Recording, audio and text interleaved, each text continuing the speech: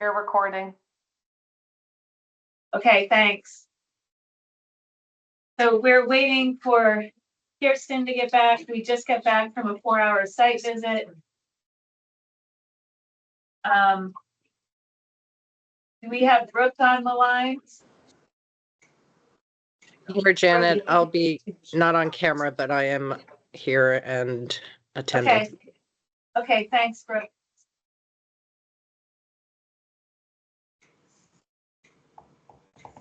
So we will start momentarily as soon as our 5th board member enters the room and takes a seat.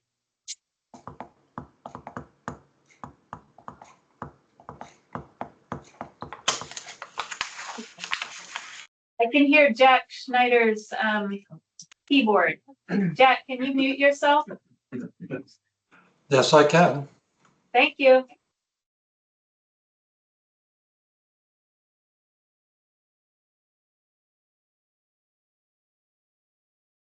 Okay, we have all board members here, so let's call the meeting to order.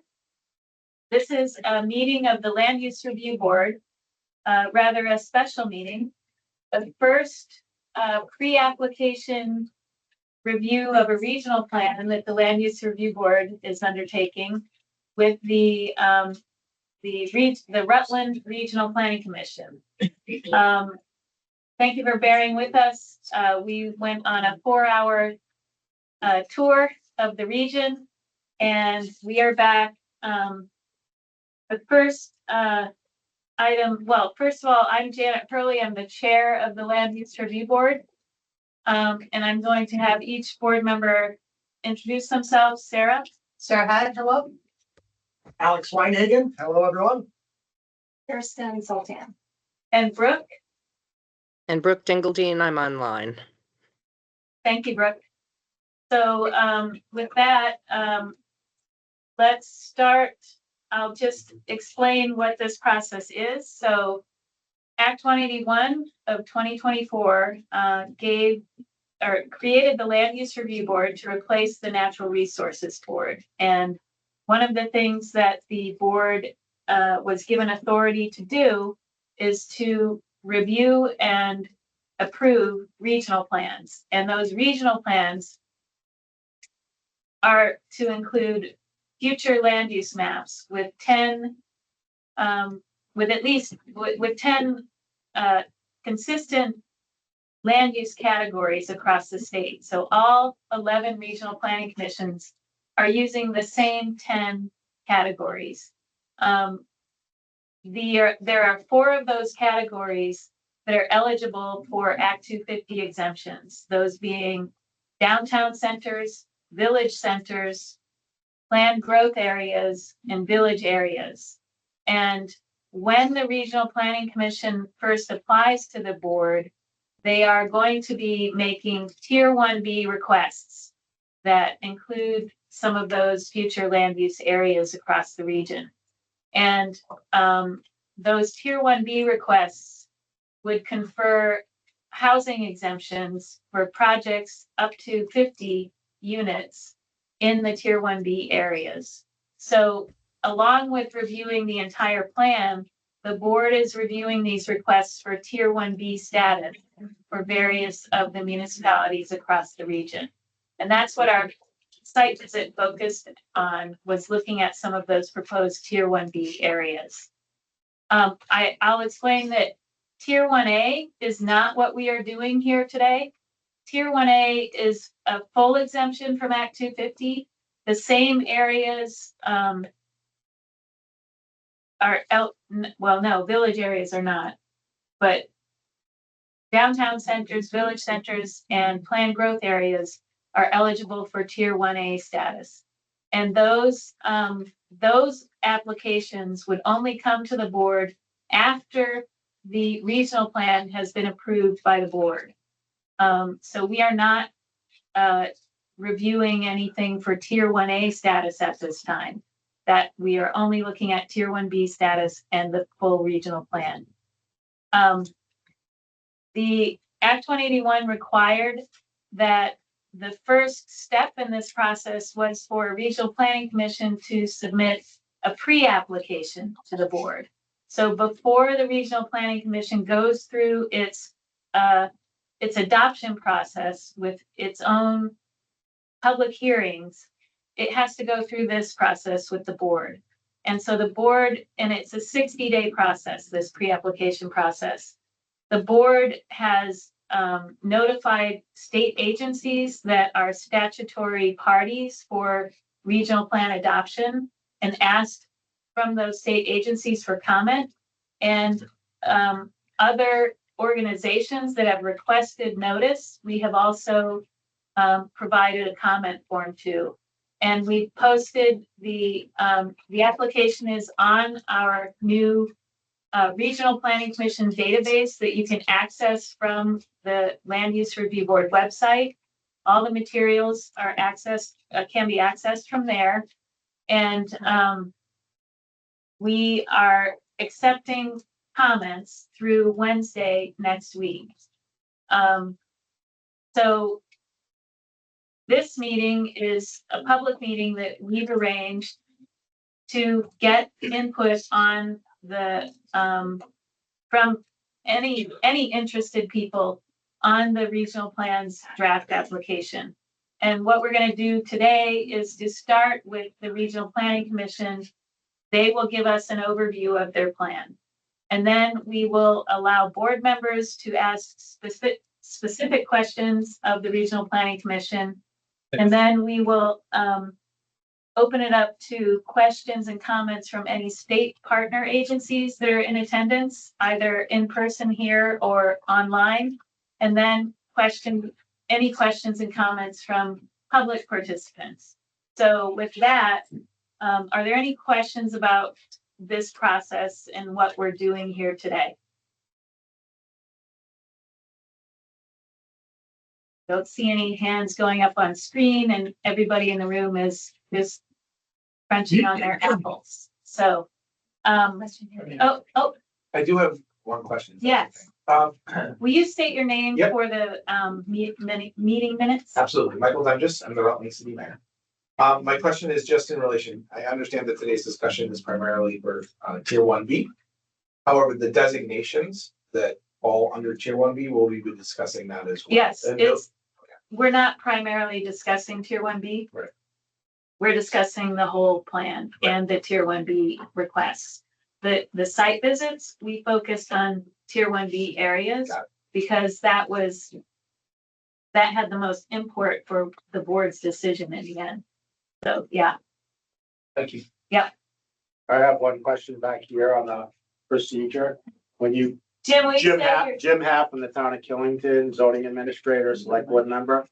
The process you had run through the Rutland Regional give, the level of and then you said any state, well, you have a mayor here. Does that include the mayor? Does it include a select board member before the public or no?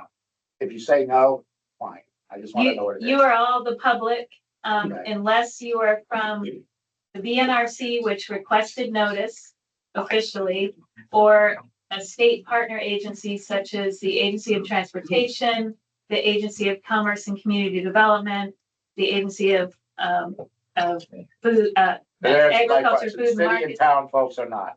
Right, you are the public in this Thank you. meeting. Thank you. Just a couple Devin, logistics. yeah, For those of you who are looking for the Wi-Fi password, there are little stickers on the table. Not every table has them, but it's the Rutland guest and it's Rutland planning, all lowercase. Bathrooms are just around the corner for folks in the room, and there is food. Please help yourself.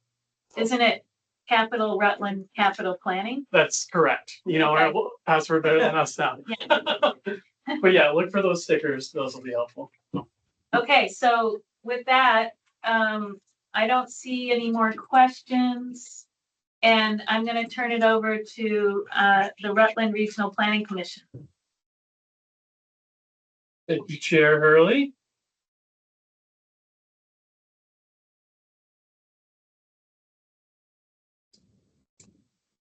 What happened? All right. Thank you all for coming. It is so encouraging to see not only a packed room, but a ton of folks online. who are really interested in learning more about this process and the Rutland Regional Plan as it stands. For those of you who have missed our site visit, we had a blast. Couldn't have asked for a better day. But we really got in the weeds on sort of elements of the map in our site visit. And what I really want to do is pull back to the 30,000-foot view and talk about what is our regional plan, what are the elements, what is it intended to do, and how this effort through Act 181, updating our regional future land use map, how that has implications over this process and the region moving forward. So in this presentation, we're going to cover a couple high-level key topics. Our planning process, how did we start and how did we get here over our plan development, the purpose and design of this plan, our structure and the elements within the 2026 regional plan, and then ultimately, it's not just a plan. How do we plan on implementing the policies, goals, and actions and the elements from Act 181 through this planning effort? So that's what we want to cover today. And hopefully it'll provide enough context and background to really help everyone better understand what we're doing, and also maybe sort of spur some questions and comments that may relate directly to your town, the region, or whoever you represent. So we are unique in the Rutland region through this planning effort in that we started before Act 21 even existed. Our current 2018 Rutland Regional Plan is set to expire in June of 2026. So we started this process and kicked it off all the way back in March of 2023 with the intent of completely rewriting our regional plan and creating something that's much more new, much more specific, and much more representative of all 27 towns in our region, from the smallest to the largest. That kickoff process lasted about 6 months in early to late 2023. It included contracting with Vermont Housing Finance Agency on a housing needs assessment, and include a very robust engagement strategy, and as well as a staff retreat that was facilitated by engagement consultant, because we really wanted to embed significant public engagement throughout this planning process, which you'll find also included this map development. From there, we started our drafting process just after our kickoff meeting, and this was really the bulk, the meat and potatoes of our planning process in developing the 2026 regional plan. This included several drafts, all our data collection and research, and all of our engagement phases.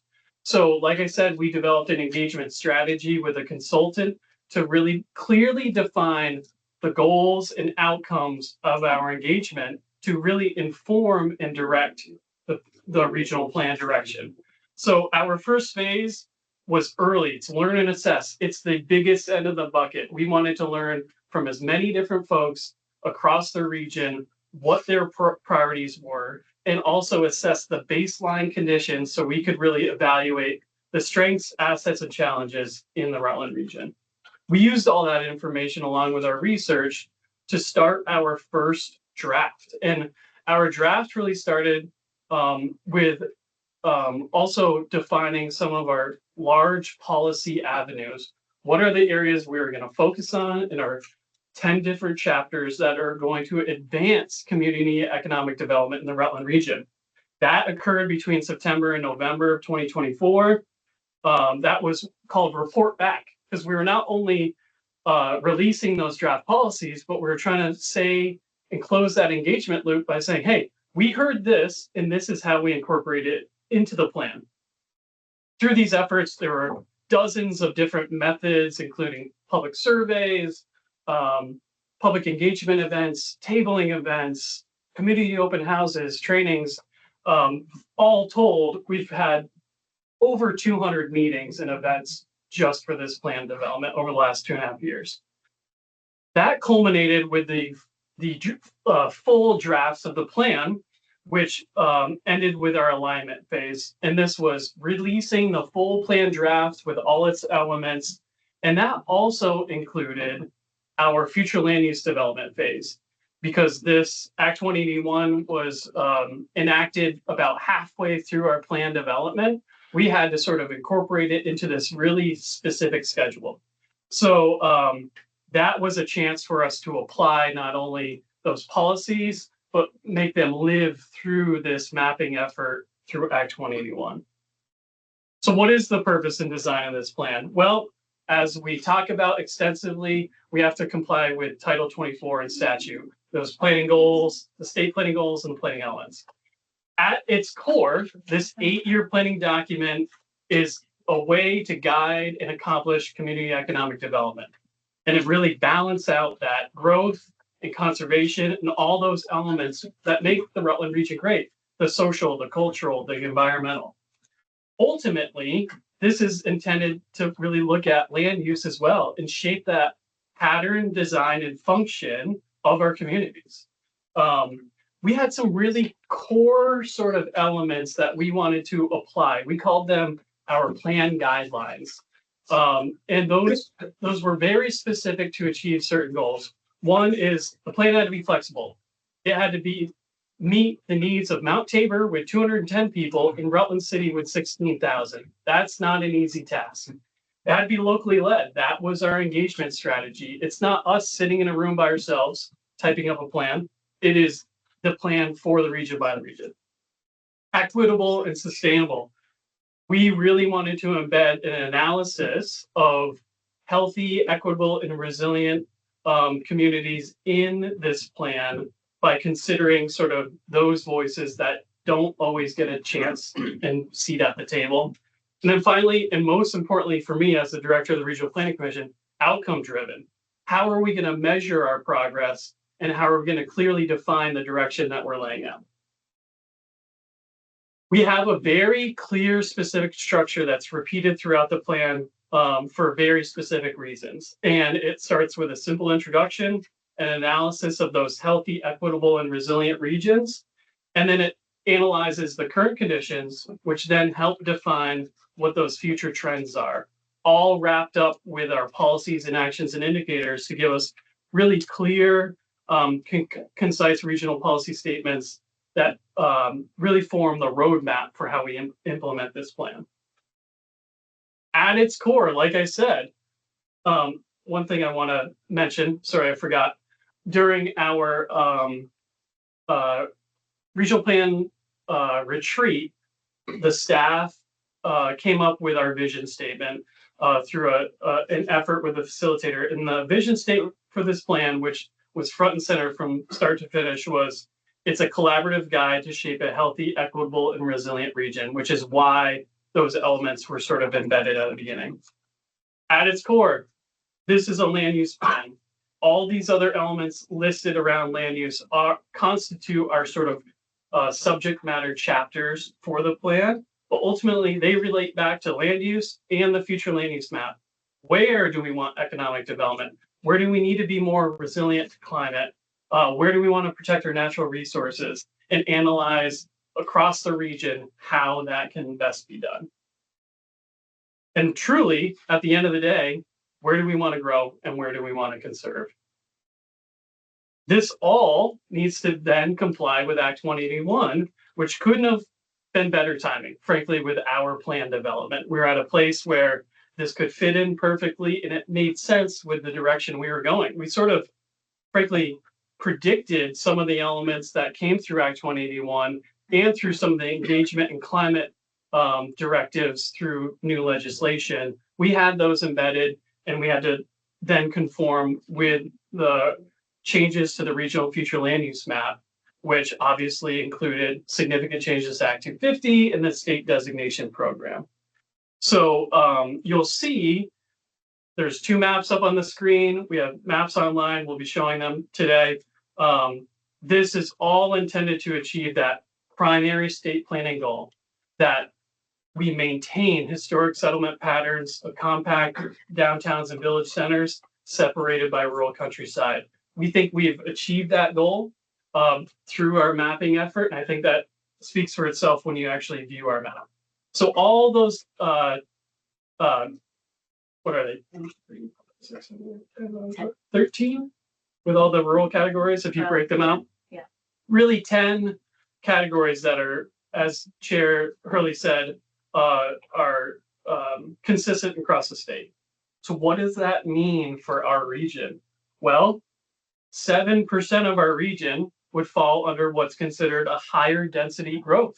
That means 93% of the region is rural or conservation.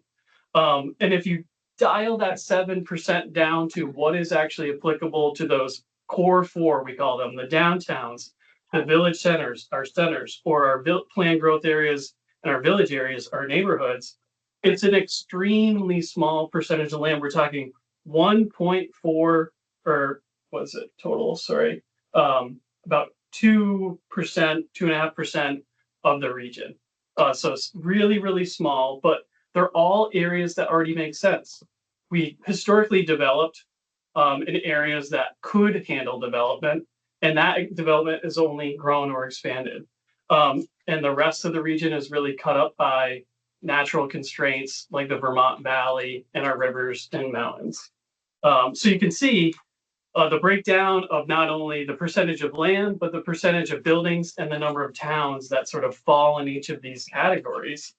And we tried really hard to make sure that no town was disproportionately impacted by not having some of these elements. Obviously, not all towns are the same size. They don't have all the same utilities, but we really went into this future land use mapping, trying to understand how this could benefit this plan, how the plan could be implemented through this mapping exercise.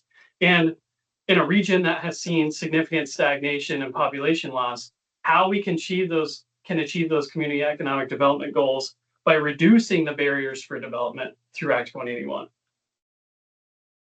This is just sort of reiterating the bulk of our region, just like you can see from the bird's eye view, it is rural, it is forested, it is mostly natural resources. So we're talking about a very small area of the land. What does this all boil down to ultimately with this effort, Act 250 under Act 181? Well, today we're talking about the Tier 1B areas. You'll notice one significant town is missing from this list. That's Rutland City. That's because they are going to be seeking Tier 1A status. However, none of these listed on this sheet should be any surprise. They're all our mid-sized towns with some utilities, some capacity in the municipality to take on some of these land use development and regulation roles. And we've highlighted through asterisks those Tier 1B areas that we visited today on our tour. We went to Poultney, Castleton, West Rutland, and then Killington. All told, you can see we are not talking about big areas, and these areas are already developed. So it just makes sense that these areas have those burdens or those barriers for development removed so we can meet our housing target, which is significant. So how do we plan to implement this plan? Through several mechanisms, none of which are new, but all of them are super important. Through public engagement, through our town planning, development review, our collaboration with our regional partners. And really this boils down to a very clear, concise, implementation matrix that is one of our chapters in our plan. And we intend to measure this progress through key indicators that we will be actually reporting on annually through a report card. And to really understand, are we meeting the goals? Why or why not? And do we have to shift or change to better meet the needs of the region?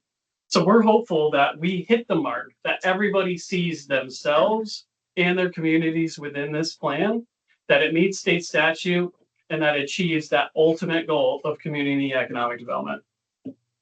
Thank you. Great. You took less time than you were allotted.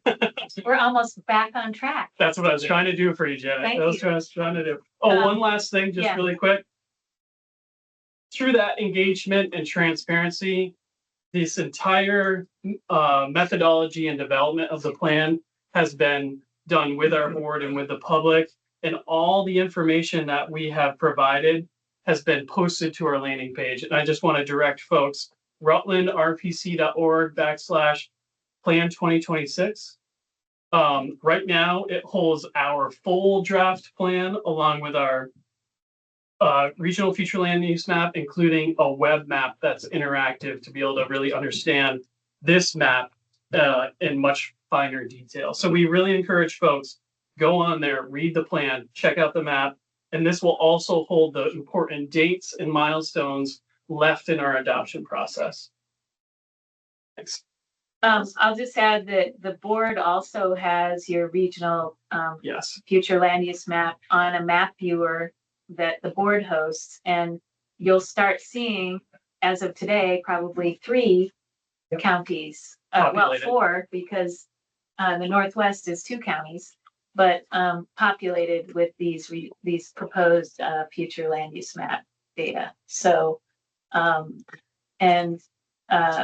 you can turn on and off various data layers to sort of understand how they relate to the proposed future land use map categories that are displayed. Oh, there's one up there right now. I will quickly show. And that's Yes, that's so. Oh, they're both up there. Yeah. Awesome. So there's 4 counties now with displayed. It'll be pretty incredible to see the entire state of Vermont. Yeah. A developer will love that. That'll be great.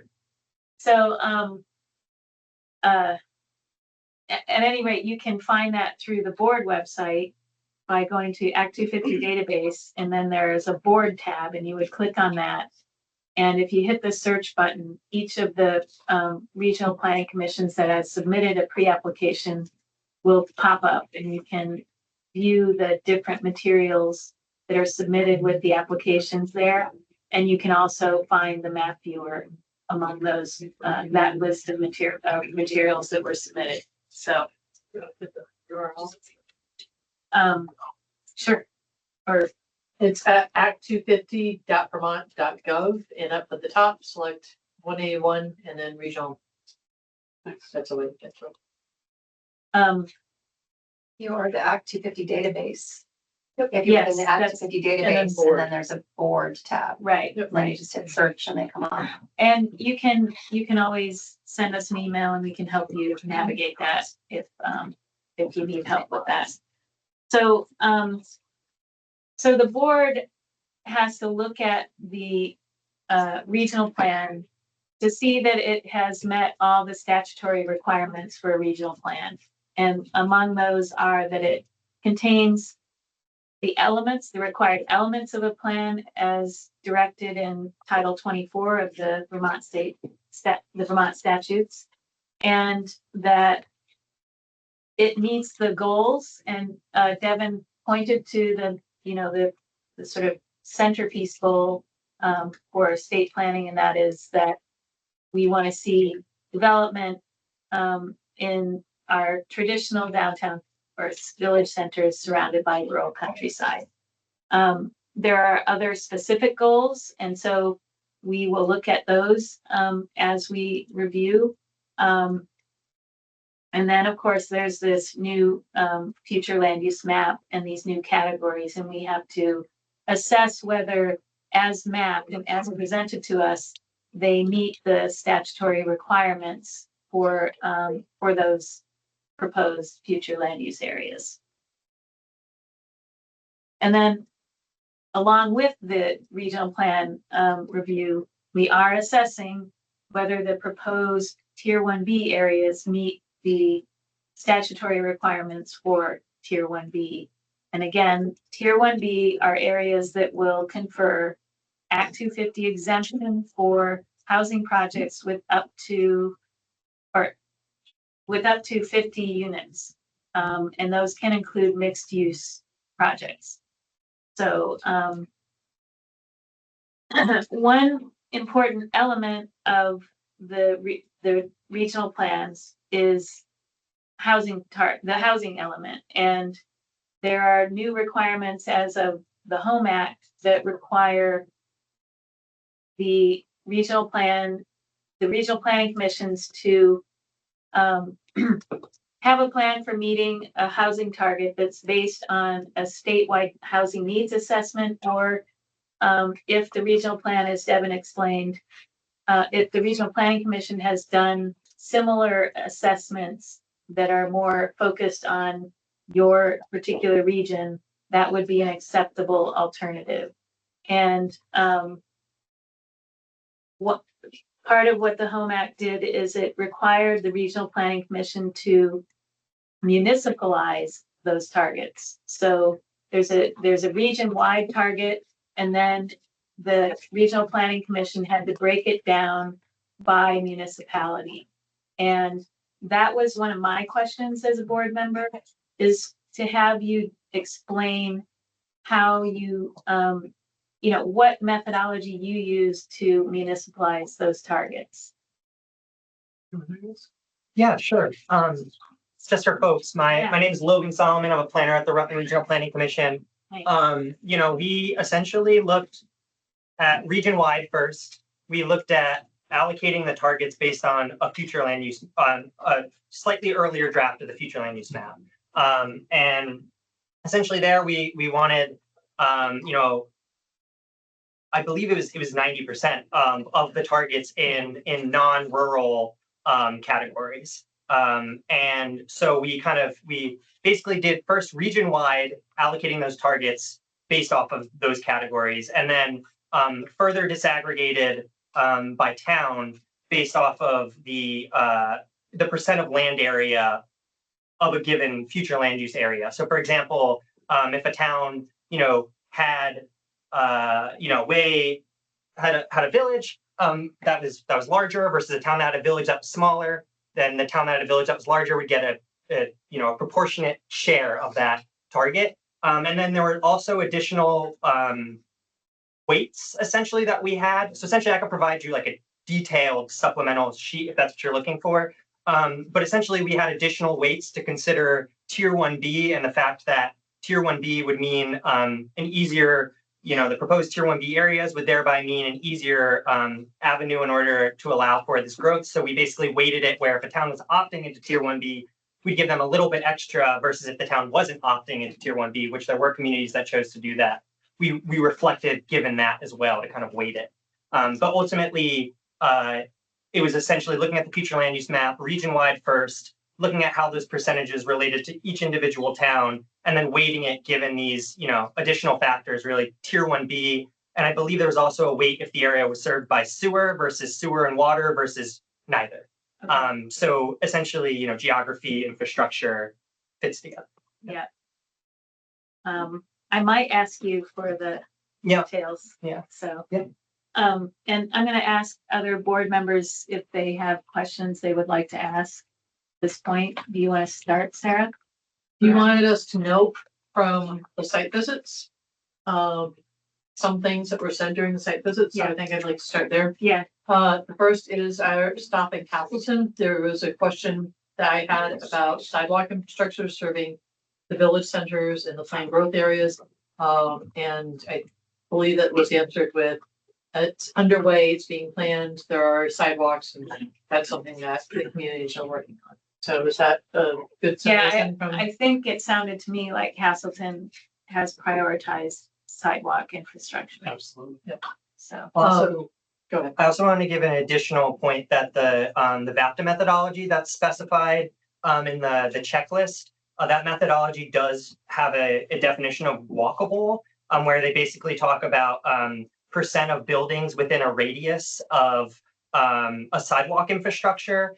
And so I will note, just for the record, that in Castleton's case and in all these cases, that it met that requirement of being within that case as specified in the VAPTA methodology. Right. I think my question at the time was about complete streets. But, Yeah. I'll have a follow-up on Jan's question, which is following up on the Rutland housing targets. Rutland, I think in the plan it's proposed to take over 2,700 of the 5,000 proposed units. And it looks like there's some discussion about the majority of those units would be single units as opposed to multi-units. And I think that's a sort of question on the methodology in terms of how did you factor that in, particularly within areas that are dense and. And you're referring to Rutland City, correct? Correct. Okay. Which has 55% of the target. Mhm. Okay. I wanted to clarify exactly what your question is. Is your question about why Rutland City had that allocation, or is your question about the unit type and how that distribution? More of the happened? unit type and the Okay. distribution on that. Yep. Sorry, Devin, you have that in front of you? Yes. This is so- the whole region. So it's yeah, and this is the yes. So yeah. I see. Okay. Yeah. So the Rutland region, the current housing stock is primarily single family homes. And so we did, consider that yes, 55% are allocated as in this proposal, single family, but we did make it that we're still saying that there'd be more multifamily being proposed and relative to the current housing supply. And so, that we'd still be increasing the housing supply to be more multifamily. I believe the statistic is that about 70% of the housing stock is single family in the Rutland region versus 55% with, and also the idea that that we'd have more multifamily units. And there were additional kind of measures of, like, for example, the accessory dwelling units is tied to an estimate of what the current housing stock is. Manufactured homes was increased given the importance of them being an affordable option. And again, the percentage is essentially being slightly weighted up. I'd have to look exactly. I think there was kind of a uniform understanding of how much it was weighted up and kind of redistributed. That's something we could follow up with if you'd like.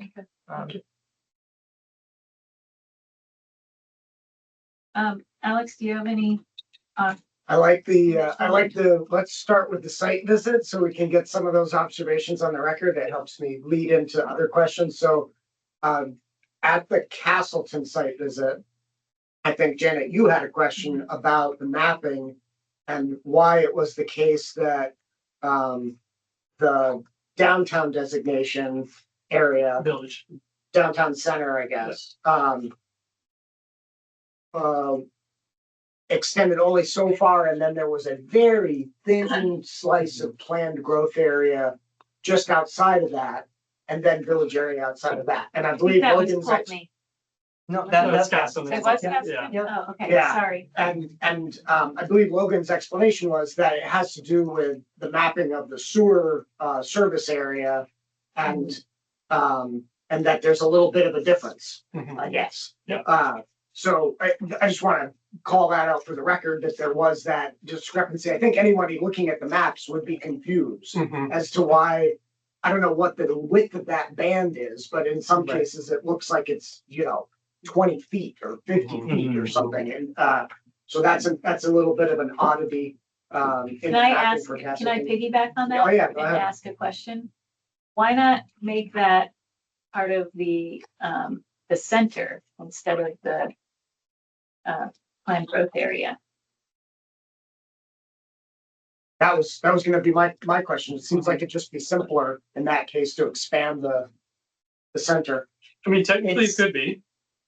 It is really a residential area, and that boundary does split some parcels. But yes, it is essentially that was the sewer service area boundary 1-to-1. But that area is more of a a neighborhood residential. But yeah, the commercial district basically lines the corridor, and any depth throughout is primarily residential, unless we sort of mapped it as those enterprise areas which hold industry. Can you say that again? Sorry, Devin. That corridor along Route 4A is primarily mixed use at just the adjoining properties to Route 4A, and if you go beyond that, that is primarily residential. So Yeah, is just the, frontish. You want to show that? is the village center boundary, does it snap to parcel? The boundaries? extensions that we're proposing, yes. Yep. No, I mean even the legacy, is it snap I to would- parcel? need to look, Like, if yes, the legacies. Yeah. The parcel.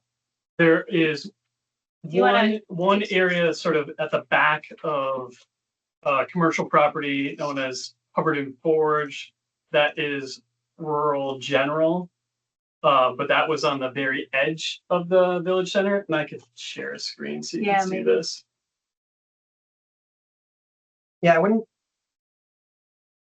So right here is where the village center didn't snap to a parcel line.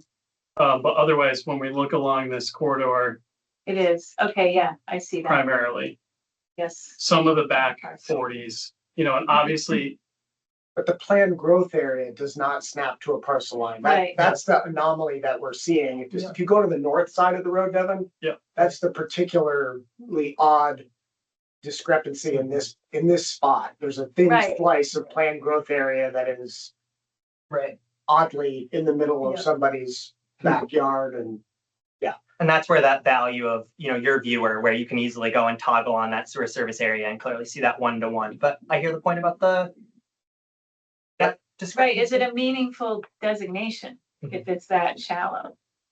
well, and I don't know that we need to answer these questions Yeah. at this meeting. Yeah. This meeting is No, more it's just true, like but- we need to get some questions answered. Yeah. We'll give you feedback later on Yeah. what we think Yeah. maybe you want to change. Yeah, I sure, think it's, yeah, that would be great. Yes. So that was one of my questions, or just comments, to get that on the record from the site visit. More substantive to the plan, because I've been working with the board on tier 3 and Kirsten and I have been thinking about criterion 8C. I've been thinking a lot about the Vermont Conservation Design Mhm. and how most of the regional plans are using that to define forest blocks Mhm. and habitat connectors, which are required to be identified in the plans. Mhm. And when I read the natural resources section where that's discussed, I was a little confused as to which elements from VCD the Rutland Regional Plan is considering as forest blocks and habitat connectors. And for those that aren't familiar, the Vermont Conservation Design is something that Vermont Fish and Wildlife Department has created over the years.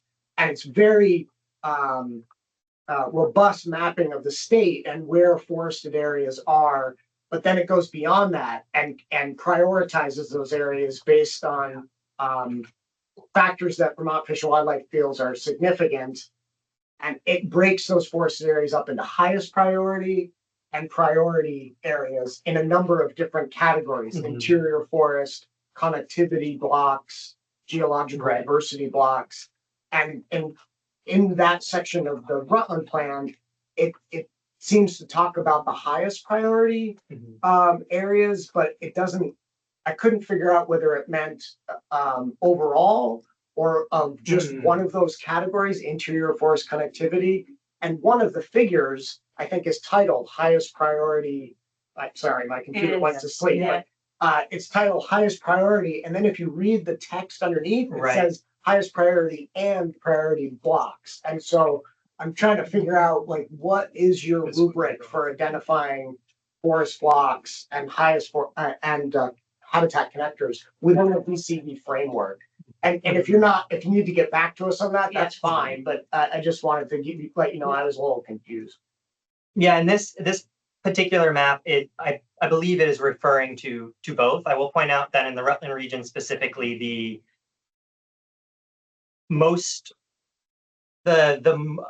priority forage blocks are often on the margins, I guess I would say, versus the highest priority in terms of like percent of land area is, I mean, as depicted, here, it's most of the region. I would say, in this particular figure, it's referring to both highest priority and priority, at least based off the figure. I could go and cross-reference the GIS data and get a firmer answer on that.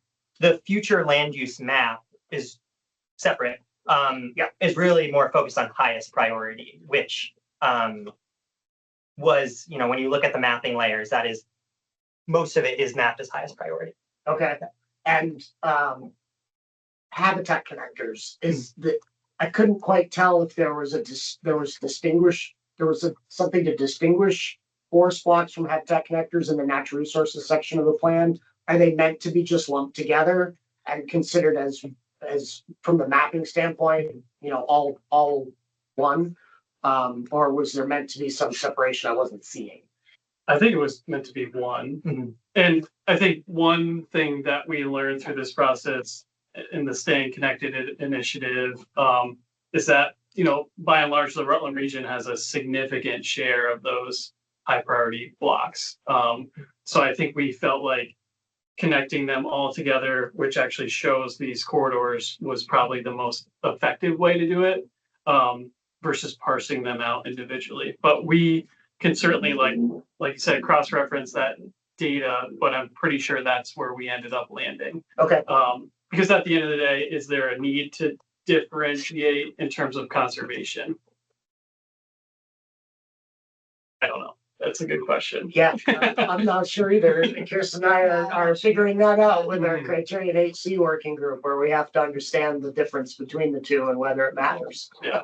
Yep. Any more, Alex? Nope, that's it for now. Kirsten?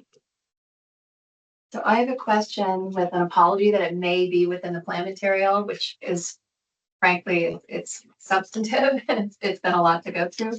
I just looking to better understand the mapping with respect to availability of water and or sewer. Like how was that defined? From the site visit, there was a little brief discussion about, availability of information and verification, but I'm thinking in part of like the proximity of to infrastructure, to existing infrastructure, and where were the lines drawn in terms of that factor? If you could explain that methodology, that's of interest. Yeah, sure. Yeah, so we, first we kind of used what was available, which was data available from BCGI as kind of the starting point. Through this process, when we met with all 27 towns and we showed the map as a draft, one of the things that we made sure is in the cases of communities we know, we have a good understanding of communities that do have water and wastewater versus don't. The actual geography is the challenge. We would go and ask, hey, is this representative of your existing infrastructure? And in some cases, it'd be like, yes, this is exactly what so basically we used local knowledge is really the short answer of it. In some cases, it seemed very one-to-one, and no one on the select board or the planning commission really had an understanding of. They were like, yeah, this is the system, and this is what we're working with. And in other cases, I'll actually call out Pittsford was a great example, and another town managers here provided really helpful data. She was like, yeah, the sewer system's way bigger than what you're suggesting, like way bigger. And she was so grateful to provide a map that showed right where the sewer line ended, and provided that greater context. And then we were able to revise that boundary, reviewing it against state statute to include those areas that we didn't know at the time were served, and thereby, now that we know they're served, we were able to include them. So it was an iterative process ultimately of utilizing local knowledge. But it does speak to the importance of having that data available. And I know UVM has been making an effort in gathering those data sets, but we worked with what we had, and we relied on local knowledge to verify and make sure of it. Devin, would you think that? Yeah, I think that's perfectly accurate. And, I think it's important to note that the Rutland region hasn't seen significant utility expansion, that the areas that have sewer and water have had those for quite a bit long time. So yeah, some of the mapping has certainly involved utilizing local print maps that are not digitized, which is why this UVM effort to map statewide wastewater will be so important. But I feel as though we have as accurate as possible utility mapping underlying our future land use map that we can, given the availability. And frankly, I think water supply is even more challenging than wastewater. And having an understanding of the geography, yeah. And can you just talk a little bit about, for an individual parcel that may be located in proximity of that existing infrastructure, can you explain exactly how if it's in or if it's considered in or out in terms of availability? There are a lot. I would say there are multiple considerations that go into whether or not you could extend. We did not we did not speculate on whether you could extend a system one way or another unless we had something, you know, tangible from the town. Like in the case of Killington, where they're like, yes, we are working on this water project and there's investment. We did not really speculate on whether a system could be extended one way or another. You know, we're using a lot of these systems are existing under capacity, and Yeah. So it's- I think, well, I think what Kirsten is asking, Okay. Logan, is if there's a sewer line in front of a parcel, Mhm. in that parcel hookup? And did you include the entire parcel in the sewer service area? so Is that what you were where, asking? Sort of like, yeah, what is that, you know, as we know, these sewer infrastructure, you know, you can have a main, you can have service lines. right. And so how was that Mhm. area that could be served by water and sewer, how was that mapping defined? So where VCGI had data, we use the data as VCGI drew it, where a town would say, hey, I'm going to keep picking on Pittsford. And they say, hey, the sewer line ends here. Then we would just go and treat both sides of the parcel because we know the sewer line is there. And so we would assume that it was served because the line's already there. The line at the parcel, basically. Yeah. Jan is describing. Okay, thank you. Yeah. Renee? Can I ask Brooke yeah, if she has any questions? Brooke, do you have any questions for the regional commission? Actually, I was wondering if I could ask Logan, in terms of, I'm very impressed with all of the work that went into this and the presentation. I'm very sorry I couldn't make it for the site visit today. Your earlier conversation about the factors that helped you devise how to distribute the housing goals, or I'm curious in terms of it sounds like you did a great deal of public engagement. Can you just describe for us, was there any specifically on the housing distribution? Did you engage with the town or the citizenry in the more rural areas outside of the Tier 1B designated areas? And was there any change in that distribution based on the unique issues that individual towns articulated? Yeah, I think in particular is the maybe less on rural towns, but the recognition that Rutland City can accommodate a lot of housing. I mean, the infrastructure that's already here, ready to go, could accommodate. I believe there's a sentence in the plan that says like the entire housing target. And so that, and the general fact we're hearing from towns is that like we want to concentrate the housing target in Rutland City to prevent sprawl into some of our larger rural areas. And so I think our distribution really reflects that, where in a lot of our smaller towns it's fairly marginal, and it's a couple homes here and there in some of our smallest towns. Yeah, and more to that, this effort, I think, was quite challenging and interesting for a region that has seen population loss instead of growth. And when we're sort of trying to plan for this theoretical target that, quite frankly, is seemingly impossible in our current moment, when we're considering towns at the 1,000-person or less without utilities, it's sort of natural organic growth at that point. So when we sort of give these smaller percentages from Shrewsbury down to Ira, they're really modeling what has been developed in terms of a development quota, if you will, and increasing that just slightly. And, we didn't try to disconnect this housing target discussion from the map or the plan itself and just have engagement right on the housing, because it felt like it was disingenuous to the larger sort of conversation and planning effort. So we didn't hear any towns basically who are rural be like, we want hundreds of units. And we didn't have any towns say, we don't want any units. So this felt like it was context sensitive to understand that, preserving the natural resources in those rural communities would sort of have to be balanced with this housing target.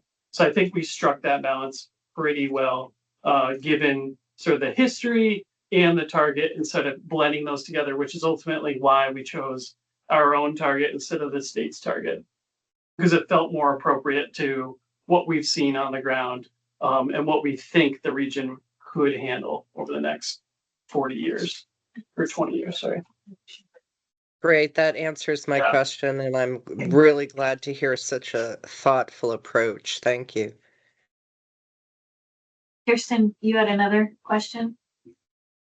Yeah, I guess, I'm interested to better understand the, transportation improvements that are planned for the Killington access road.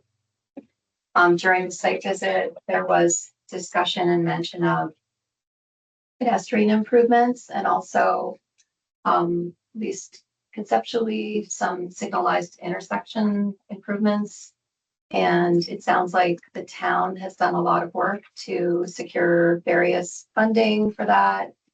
And just, and apology again if it's sort of in here, I'm not deciphering it, but just looking to understand what, what the hoped for schedule of that work is and.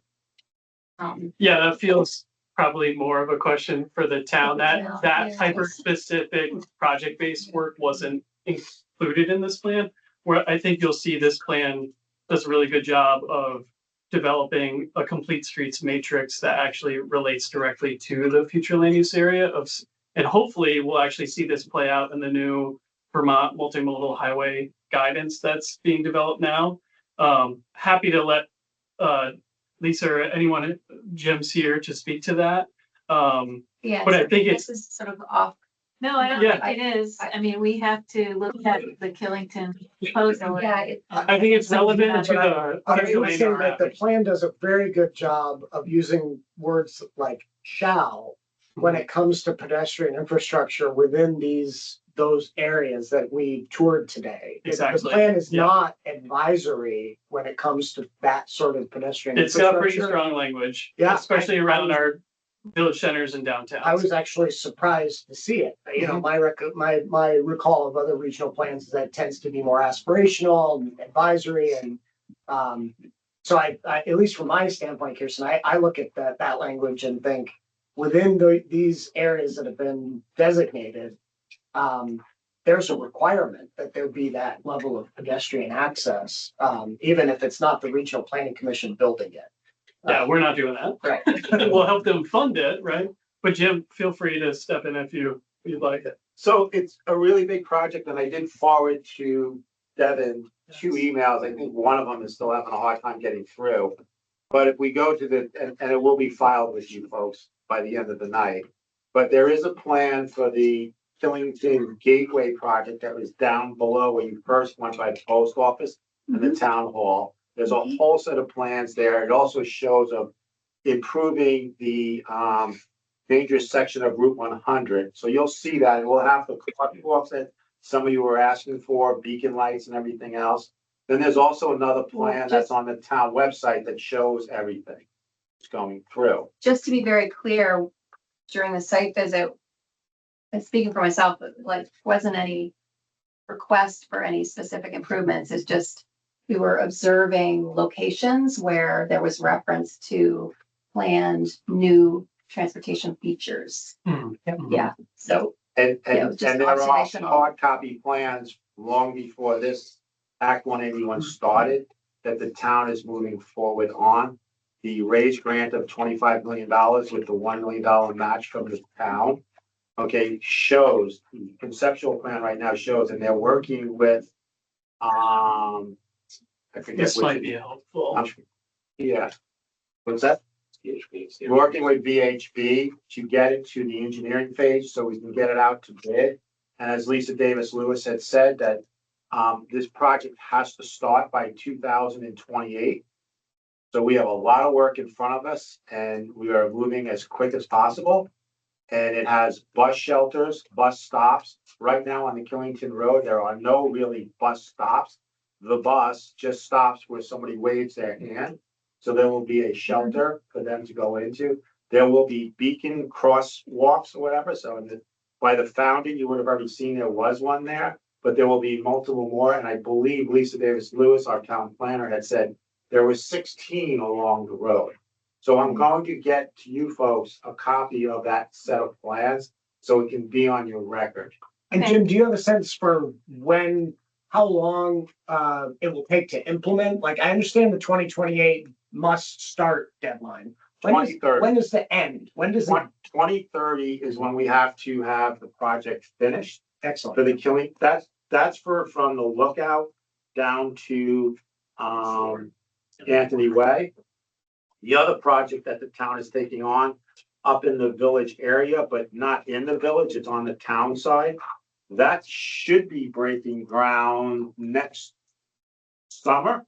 And I believe that is a 1 to 2 season job there. And that will incorporate a sidewalk and the bike path and crosswalks up there. Up on In top. the plan, on the top. Yep, gotcha. We have an $80 million project going on.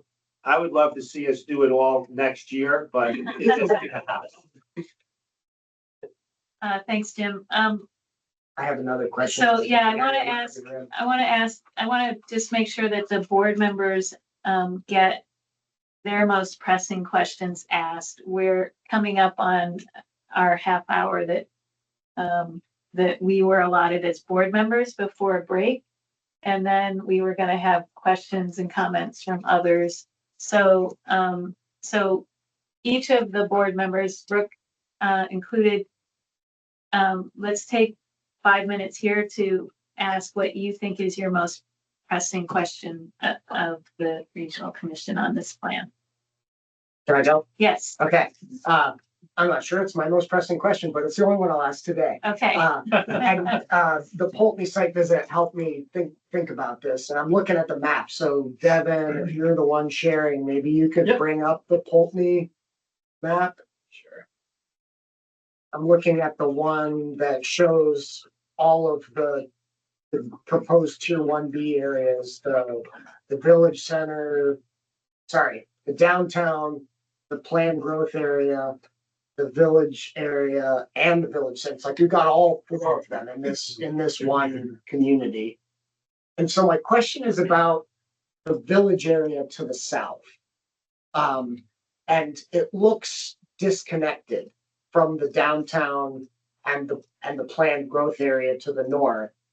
And it doesn't look like there's a lot going on down there right now. Mm-hmm. So I'm assuming because of the zoning map that was part of the packet, that the town has desire to see this as an expansion area. That this is where they want more development to happen. And so I just want to confirm, yes, that's true. That is true. Okay. Yes, this was advocated strongly by the town. I believe Jamie Lee's on the call as well, and Sarah, if they want to weigh in. And that disconnection, I think the important feature to highlight and toggle is that flood hazard area. There is the Poultney River that runs directly through that disconnection. And that's all river corridor and flood hazard area. So, by statute, we could not map that area. Right. And in terms of the pedestrian connection, the walkability to get from this expansion area to the downtown, the rail trail is there, right? Mhm. So that's a wonderful connection. Is there, per the language in the plan, it seems obligatory that there be that. I don't believe village area was part of that Okay, matrix. maybe It was village center, planned growth area, downtown. So what, but in this particular case, is there some sort of, movement afoot, or maybe the town officials can speak to it about pedestrian connection as this area builds out? Yeah, I will definitely give them a chance to speak to that, but in the statute, it says generally, and we leaned into that in this case, that we believe if development came to this area, the commensurate pedestrian bicycle facilities would also carry through. So I think it's like this chicken or the egg Right, aspect, and I It's a- wouldn't expect the town to lay out a ton of sidewalks right. to an area with very sparse residential development. However, if they're targeting this area, it's within their utility district. It could hold significant residential development. I believe that would be part of that package. So, again, this is the challenge with this map. Is it a current Right. land use map or is it a future land use map? And we really tried to give the benefit to the municipalities when they advocated for it to say, you want to grow in a certain area, we want to map that growth. Yeah, I'd like to also add, I'm looking at the Poultney zoning of the future utility district. The purpose of this district does specify, I'm gonna just read straight from it. Growth in this location should also tie into the existing sidewalk network wherever feasible to continue to foster a walkable and bikeable village core. And it also speaks similarly to, connecting to the existing sewer and water system. So this is, intended to be a future utility district that's kind of carrying on that existing development pattern surrounding the existing core and really considering these existing flood hazards and river corridors as well. Yeah, I just want to put in the record, I did speak with Jamie and Sarah, the Poultney municipal representatives, and I asked them just a question, utility district? I don't understand what that means. Does that mean that that's where we do solar panels and a wind farm? And they were very nice enough to clarify that, no, it is an area for additional residential development in the hopes that there would be, I guess, utility connections that would be helping make that happen in the future. I'd also add too that it specifies that they want to create should not occur in a pace or in a manner that would create strict development along Route 30 or village roadways. So they're really focused on the idea of building a neighborhood character and not strict development. And the zoning really articulates that well as the town plan.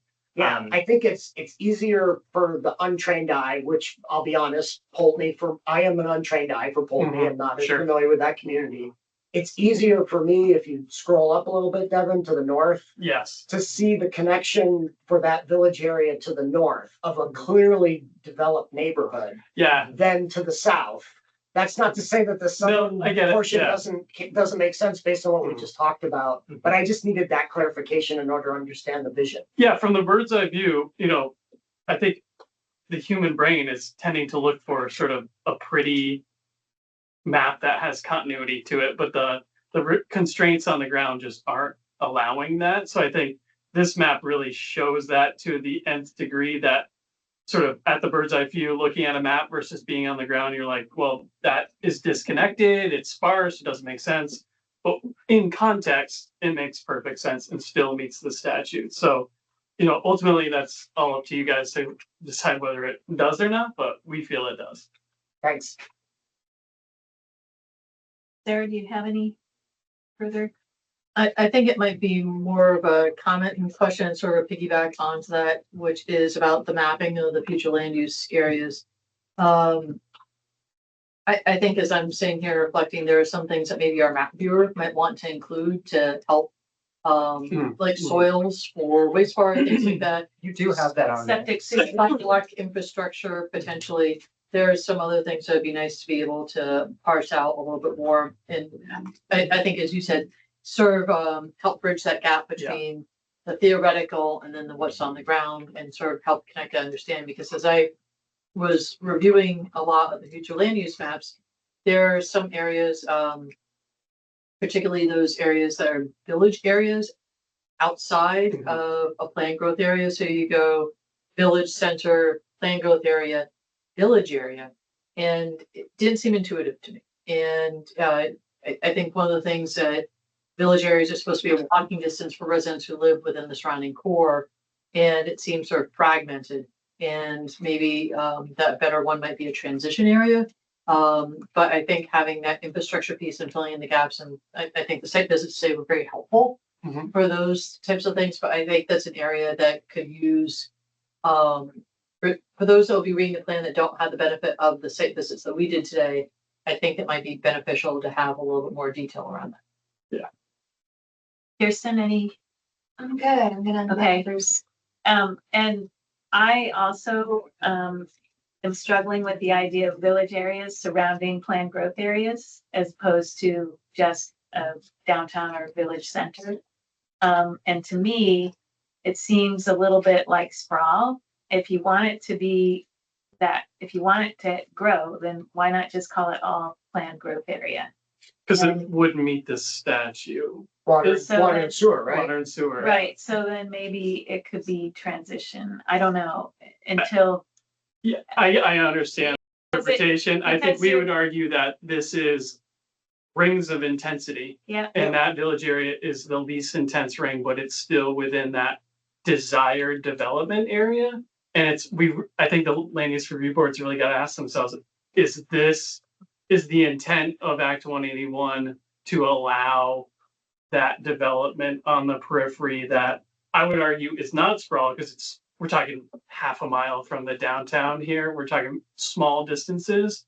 But is that the only space in which some of these towns actually have to grow? I know I'm looking at Fairhaven right now, extremely dense community. There's not a lot of infill potential. They are very interested in trying to develop housing. They are the sort of poster child for CHIP, right? And a couple of the areas that they have modeled actually are in the village area versus the planned growth area because they lack the utilities currently. But again, if the statute had said the desire to have utilities in that area, we would have made it all planned growth area because I think that would be more appropriate. But yeah. It's also, the intent of a center surrounded by a neighborhood, and that still is achieved. And in this having planned growth areas and neighborhood village areas, it's just a question of the intensity of that neighborhood. And yeah, I think that's a core reason of why the map looks the way it does is that in the cases where it does meet the requirements for a planned growth area, a lot of those areas are largely built out already. And the areas that one might say, oh, we could expand it in this way or that way, you go and actually look at the list and you're like, well, it doesn't meet criteria Right.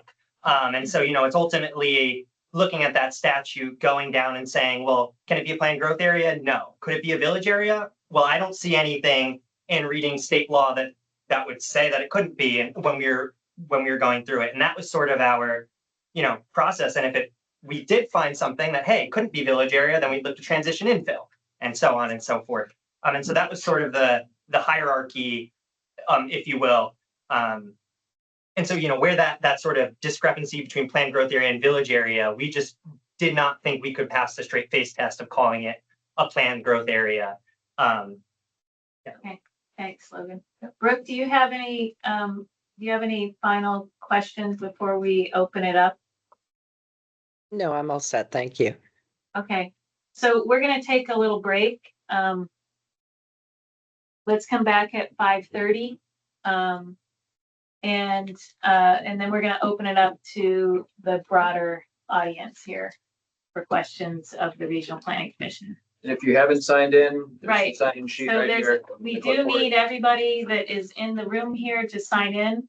The Teams meeting will get everybody who's online, as long as everyone who's online has identified themselves properly on the Teams meeting interface. Hi. My name's Roy.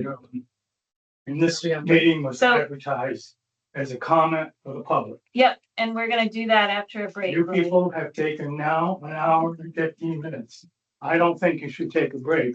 To leave a half hour for all these people to speak and ask questions is not enough time. We're gonna have an hour, actually, so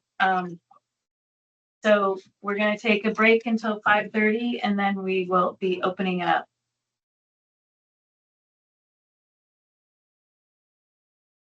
And please sign that sign-in sheet if you have not done so. Who has the sign-in sheet? I do. Oh, Deb. Anyone still need to sign in? Looks pretty cool. Oh, and we have apples and cider and pizza and zucchini bread. How are you? No. Frank calling you. They must be down here.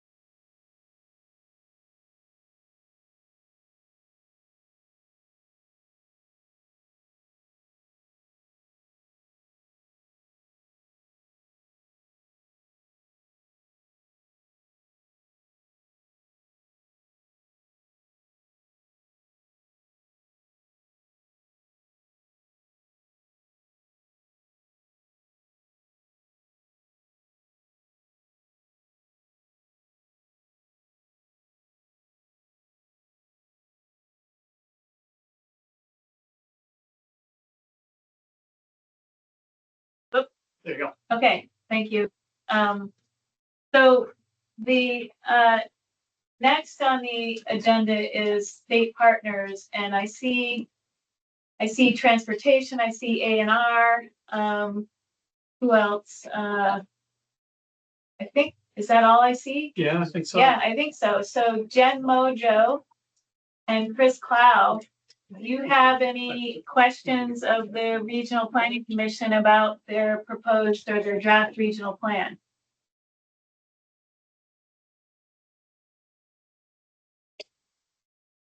Hi, good evening, Jen Mojo with the Agency of Natural Resources. I don't have any questions at this time. I really appreciate the conversation and questions from the board, and I'm interested in listening to the public comments as well. Our agency is currently reviewing the plan, and our interests are both within the designated areas as well as the outer rural land. So right now we're just working on reviewing the plan and the future land use map categories and figuring out how best to provide comments and focus our interests and provide our comments to the board. So thank you. Thanks, Jen. Fritz?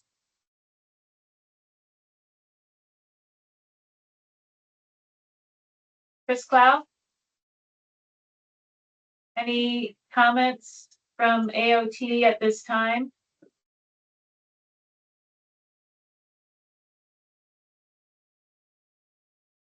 Maybe Chris is still on break. We'll come back to him. I'm meeting with him next week, so Okay. we'll circle up that.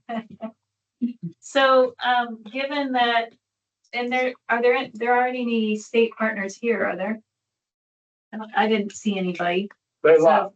They left. Okay, so we are opening it up to anybody for comment at this point. So on screen or in person here, raise your hand if you have a comment and just tell us who you are before you or question before you launch into your comment or question. So I was talking to the gentleman that had a comment before we went on break. go ahead, Roy. I don't know. My name is Roy Newton, the founder of the Vermont Ski Museum. I was in the ski business for 15 years. I now own Lakeside News and the Rutland Sun. I'm a resident of Castleton, Vermont. And I'm glad Agency of Natural Resources can hear me, and I'm also glad that Agency of Transportation. We have enough layers of government as it is. We had the federal government, we had the state government, and we had the local government. There is no need for another layer of a regional planning commission who writes rules and regulations that people have to follow. A member here today just said the wording is shall. Not maybe, not advisory, but shall.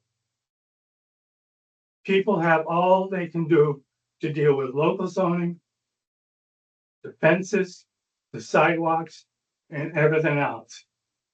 We don't need another layer of government. Now, today he stopped right in front of my house over in Castleton, right beside a park, okay, to talk about Castleton. Everything you talked about Castleton is already in their records by zoning ordinance, by town planning, and everything else. If somebody wants to go to get a variance in Castleton, they can go to the board and get it. The people of Castleton can decide. Okay? With what you're doing here, they now have to conform to the Regional Planning Commission and state of Vermont. The state of Vermont already has all kinds of regulations. They have all kinds of maps that you have. And you're doing nothing but taking away the will of the people in terms of regulations and everything else. Now, you left Castleton today after having your meeting right outside my house. I followed you to West Rutland. I followed the bus. You didn't take any time to stop at the most important place in Castleton, Vermont. And that was the university off of the main street that you passed through. Nobody, you didn't even stop there. I could not believe it. I said to myself, well, they're not going to stop at the university to see what's there, to see what we can do there to make that place go.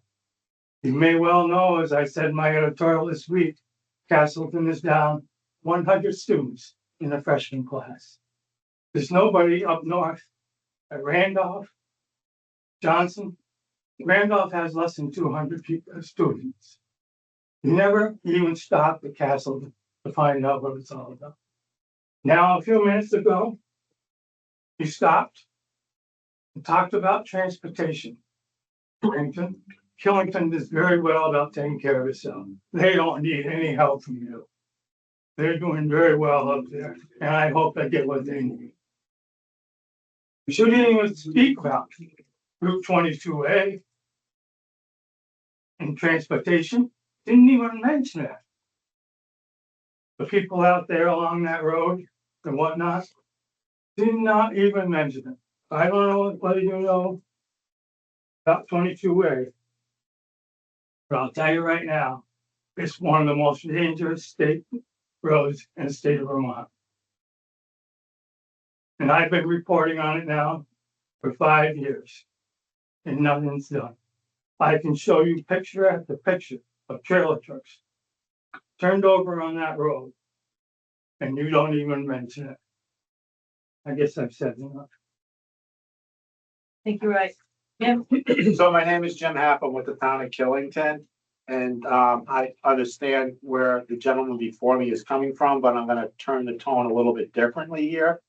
I understand and I really appreciate the state coming forward with Act 181, because the town of Killington, if he does want what we want up there, Act 181 will hopefully make this happen for the town of Killington, because it takes it away from Act 250 in a way, and it's Act 181. So I understand that, and I don't think everybody understands. So I'm gonna start off from the beginning here. My buddy over here, Mr. Mayor Dungus, I have to call him when I was here or whatever. Yeah. I didn't know that we as a town had the option of not going for a 1B designation. Okay, the ultimate goal for the town of Killington is to have a 1A designation. We were led on to believe that we had to take little steps at a time, 1B first and then 1A. I'm going to get into a couple little tiny things here that, you know, some of the questions that was asked from the Act 181 board, or LURB, whatever you're called nowadays. And I had the same kind of questions, and it is, and some parcels are actually cut in half, like it will be a zone and then it will be something else in the rest of it. And to me, if the goal of Act 181 is to move forward, I would think, and a lot of people hate Act 250. I get it, okay? I'm not going there, but then if you really do hate it, then that would be a chance if it's a half of the lot is in and half of the lot is not. We know they're gonna grab to say, well, it's all of ours, okay? So I would like to see any partial lots have the whole lot in. My understanding of this thing from the beginning is that in Act 181, it was stated that if sewer and water was in an area, then it should be a 1A. That's the way it started coming out. So no one's gonna put sewer and water into an area unless it's a planned growth. A lot of us here are planners or zoning administrators.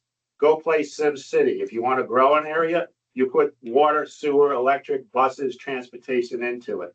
So if a town, and I agree with Roy over here, if a town is deciding that it would like to invest water and sewer and electricity and bus transportation, I think this plan should be a working plan.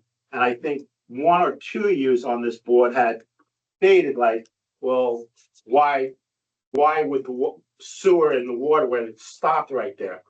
I mean, there's growth. And when we did the ride in Killington, and I know since, and I'm sorry, but we did talk inside the bus to point out certain different areas. We had pointed out our Killington Mountain School. We pointed out the Vermont State College up at Killington. We pointed out the elementary school. So there was a lot of stuff that people, sorry, following the bus didn't hear inside, okay?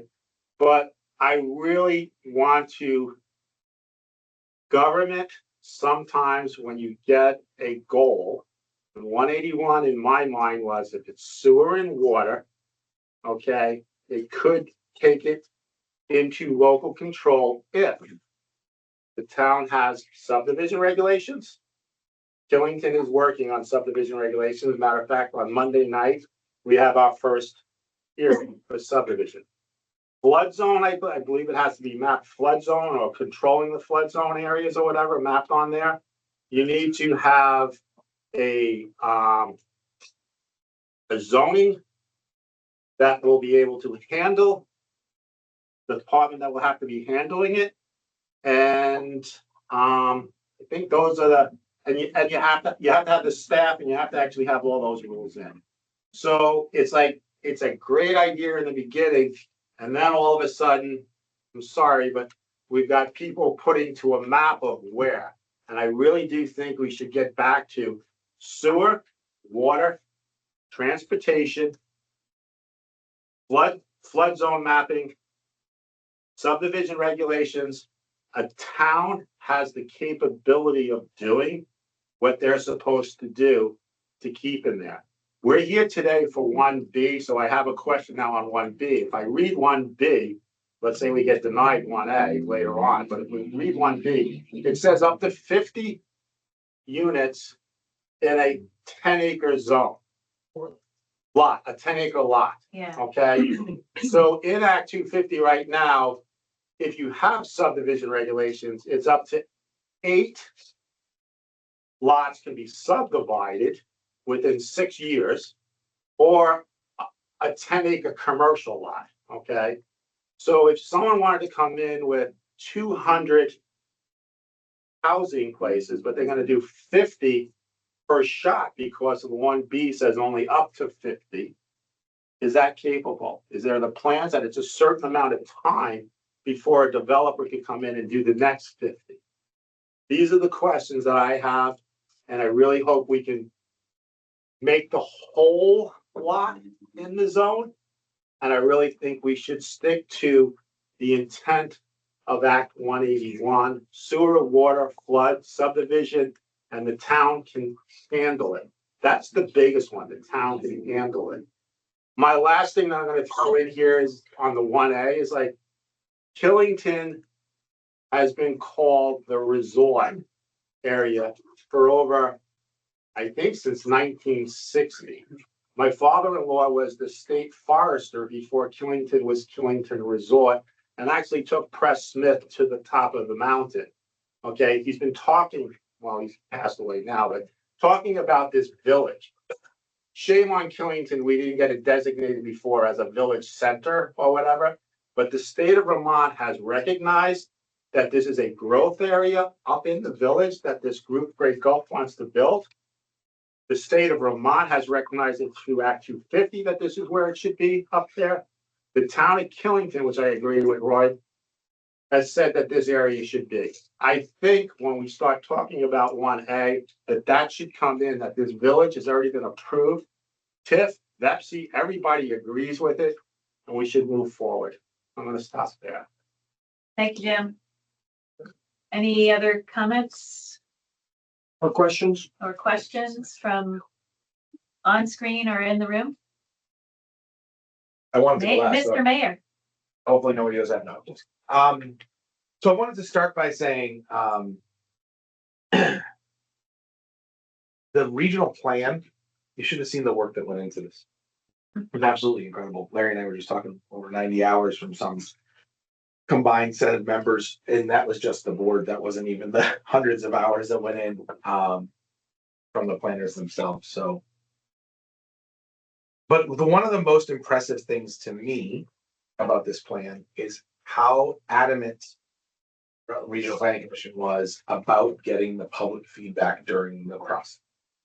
I mean, and when I say adamant, like if they did an event and 5 people showed up, they did another event and they messaged it better. And there were very few events where it was poorly attended. There were very few times where the message wasn't getting out. It was the feedback came from a diverse body of people and a diverse body of communities, and it was very well sought. And I think in the beginning of Devin's presentation, what you saw is, just a couple of dots on a slide really didn't clearly represent how much community feedback went into this plan.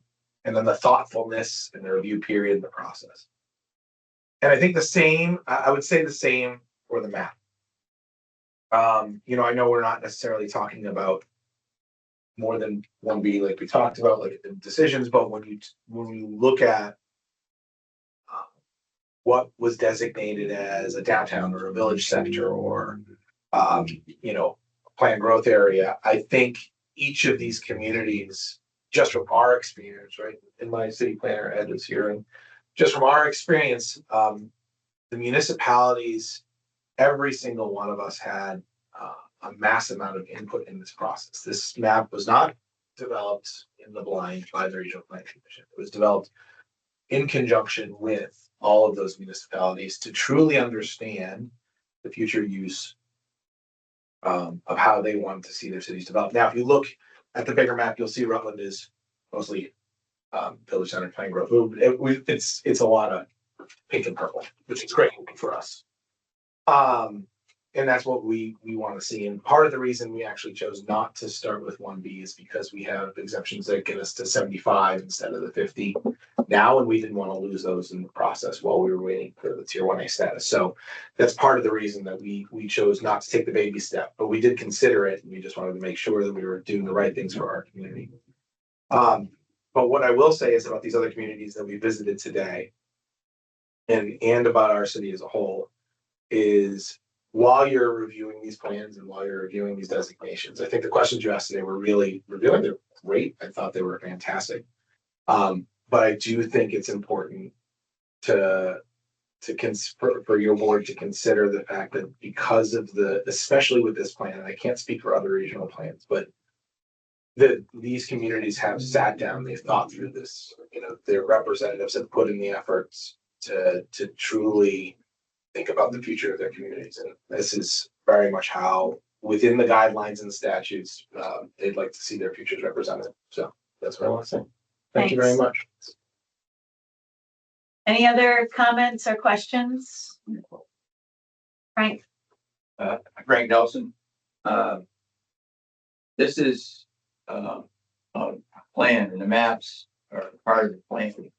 They aren't bylaws by any sense. It's a planning document. This isn't, it's idea of the future. Not this is going to be the future. So that's a differentiation, because I don't think right now there's any link between this plan thing where it's going to be instituted to shall happen at the local levels. Right? So this is a little pressure off concerning how much this is coming from the heavens and it's going to be followed. It's something that is forethought and brainstorming and is good in that context, because you don't want to say, oh, we should have thought about that 20 years ago. So we're doing it ahead of time, I think, and that's an admirable effort. Thanks, Frank. So, go ahead. I'm Michael Snade. I'm president of Great Gulf Resort Residential Group. And here in Vermont, I'm president of GG Killington. And we own almost 1,100 acres of land at Killington.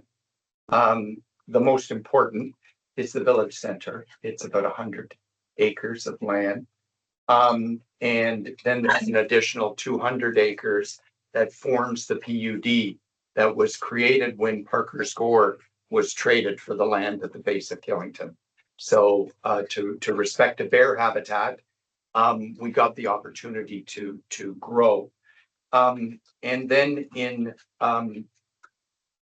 I think over a 20-year period, the town and the developer and the resort worked together on the planning to take forward the master plan to Act 250 and got master plan approval for 2,300 units in the whole master plan, but around 800 to 1,000 units within the village core itself.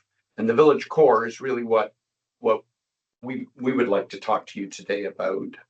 That's what the planning commission designated would be part of this growth plan, and that they said that the hillside lands are something for full Act 250 processes going forward. We understand that, and we appreciate and understand their position on that. When I came, I thought I was arguing for Tier 1A, and when I was told that this is a meeting for Tier 1B, my first question was, okay, how do we move from Tier 1B to Tier 1A? Because 1B, 50 units in 10 acres, doesn't really work for us. It doesn't work for a village center. So my question is, how does that? So once the regional plan has been adopted by the Regional Planning Commission, after this pre-application review, we give them some feedback, they consider it, and then they finalize their plan and they put it to public hearing in the region. Then the commission would adopt it after a couple of public hearings or more. I'm not sure how many you're going to hold, but they have to hold at least 2. And once the plan has been adopted, those future land use areas are approved. And the municipality of Killington can come to the board with an application for Tier 1A status. Okay. And that would, once that status is conferred, it would confer Act 250 exemption for any development within the approved Tier 1A area. I see. Well, thank you very much. And about what is the timetable for that in terms of dates? For us, yep. So we plan to have our first public hearing in January, excuse me, and adopt the plan in April of 26. That would be our second final hearing. We do plan to do several supplemental meetings, whether they're official hearings or not, but so you can basically our plan expires in June. So we're planning to have it adopted a little bit earlier, hopefully in April if everything goes well.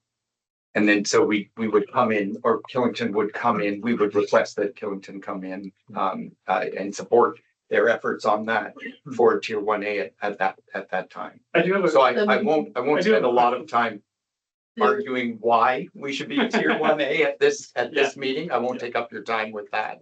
I'll save that for next week. I just want to clarify that after the regional plan's adopted, it still has to be confirmed by the board. Yep. Oh, right. Before you can apply for Tier 1. Sorry. So right. Then after they've adopted it, it comes back to us and we do an official determination with a hearing as to whether the plan meets the statutory requirements. I see. So June. Make sure you get on the town's calendar for June so that they can file a Tier 1A application as soon as possible about that time. Okay, well, thank you. Although Tier 1A applications may be ready by January 1st, they will not be accepted until after a regional plan is duly adopted and approved. 10 BSA, it's unfortunately in statute, is you have to have a confirmed future land use map in order to get Tier 1A. So makes perfect sense. Yeah. That's just the way it's state law is written. Okay. Well, thank you. That's very clear, and I appreciate all of your efforts in this. I appreciate the Regional Planning Commission's work thus far. It's been quite impressive. Michael, if you want the board to refer to this in any way, I should speak to it now? No, not speak to it. You would need to submit it as to us Okay, digitally would be a good idea. I'll do that. and- I'll send you my notes, that I was going to So- talk about, and with that as an Yeah, so you can send it to, act250.board@vermont.gov. That's excellent. Thank Okay, you. yep. So, anyone yet to speak that wants to? What? Mike wants to be the last. Okay, I don't. Roy has his hand up first, then we'll go back to the mayor. To answer your question about shall. This lady over here said that she saw it in the draft. Shall. I didn't say that. That was. This how- one did, the one guy on the board said that, yep. All right, sorry, I got you mixed up. The other thing I want to say is I had Vermont Ski News back in the 90s. And they were talking about building the village at Killington. It's now 35 years old later, and they still have not turned the shovel. Okay, thank you, Roy. Okay. So I just want to hear Mike make his argument. No. But this question may lead to some of that. So again, just to be clear, because of that back and forth organization of how the land use map gets approved as part of the regional plan. Is it worth having a discussion tonight for those of us that are concerned about some of those designations? Sure, yes. All right. And so I'll take a moment to speak to Rutland, and then maybe if that, because I know what we're thinking. So if you look at Rutland City, and I've spoken with a few, and I know it's very small to see on the map. And I think maybe you guys can tell me exactly what the designations are.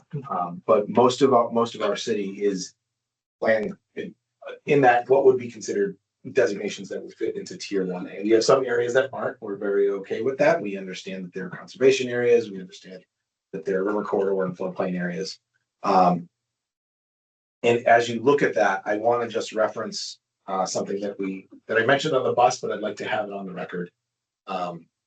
We just had a vote in the city for our TIF district, and that vote passed. It was an overwhelming landslide, 85%. I mean, I still want to hear from the 15% of people that didn't quite give us the confidence in that vote. However, one of the things that we connected directly to that vote is the future development of our city, and how, when it comes to, you look at the entire region as a whole. If you look at all of the areas, everybody's going to have a little bit of the developments in their communities that they'd like to see the areas of growth.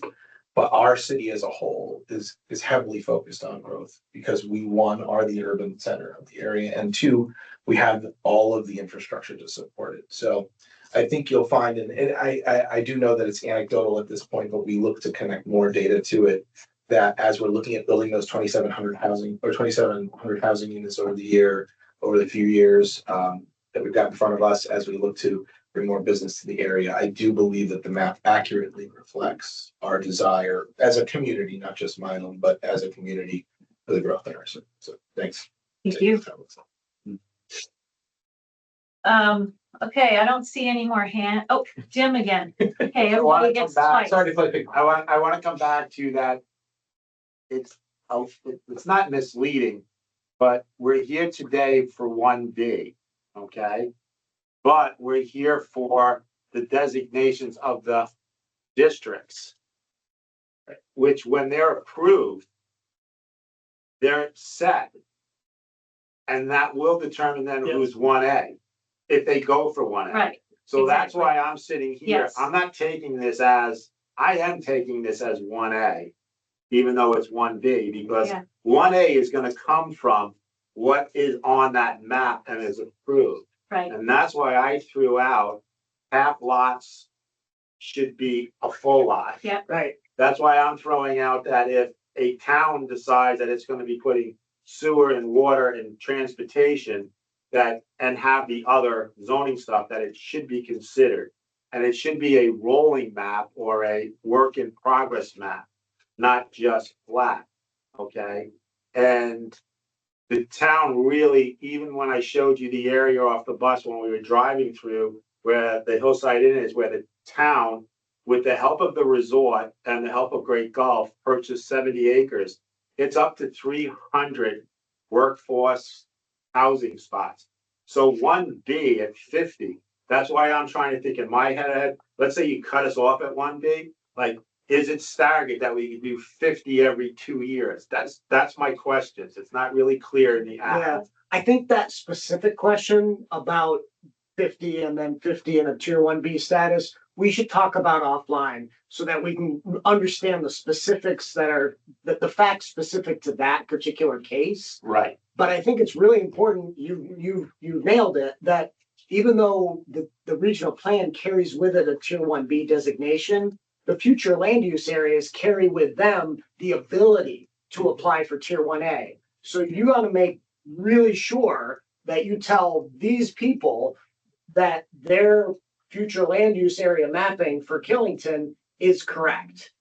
So that when you want to make an application to us for tier 1A, it includes the boundaries that you think are important. And I have similar concerns about the splitting of parcels. So And I heard you're that not through alone. the, I heard that through the group, and I also heard like, well, what if sewer and water go further up from your side over here? And that's where I'm saying it should be a map work in progress. If anyone's in planning or zoning, I think you know the game Sim City or whatever, and it's growth cities. And I used to joke around when SP Land was in at the planning commission to get their village plans or whatever. And I don't think there's that many people left of the planning commission around from the Killington days then, but I wanted to go out and buy them all one copy of Sim City so they could plug it in their computer to learn that growth, and we're talking growth, okay, is really brought on by a town or a city or a county. And they're the ones that are gonna decide where the funds are gonna go to make growth later on. And I don't wanna be stagnant with a map that is created today or in June, okay, that I think maybe whoever the powers to be, Peter, you're here with Act 250, like thinking ahead that when a town decides or a developer decides they're going to bring municipal water and sewer up further along, that should be maybe a work in progress. And my last thing is going to be about the Rutland Regional Planning Commission here. Logan, I think you're the next Devin, so Devin can retire at any time he wants. He wants to. You did an excellent job, and every time I hear you speak, I'm always impressed. Thank you. Appreciate that, Jim. All Not right. sure about the Devon part though, but. I agree. I just want to thank Devin and his staff because this is our first.